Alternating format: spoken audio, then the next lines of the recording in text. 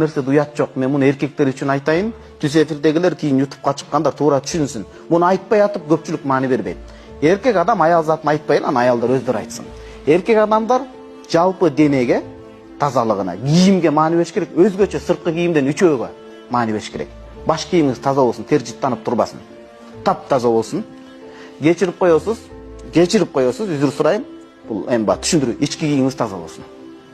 Күн сайын өзү таза адамдын көп акчасы ошого кетет негизинде. Ошого кетет. Анткени ал нерсе үтүктөлүп, микробтон тазаланып, таза болуп турбаса, азыр ошондой парапрактик жана башка оолар абдан көбөйдү. Эмнеге? Истинжа маселеси туура эмес. Экинчиден ал нерсе эркектер маани бербейт экен да, Кудай сактасын. Маани бериш керек. Келечекте сиз атасыз.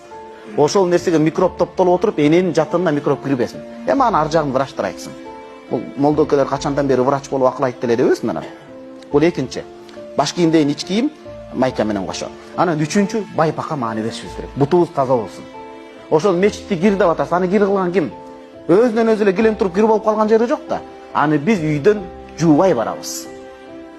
Шариатта келет, бүт Ханафи мазхабы китептеринде ар бир намазга даарат болсо да даарат алуу бул мустахаб, жакшы көрүлгөн амал болот дейт.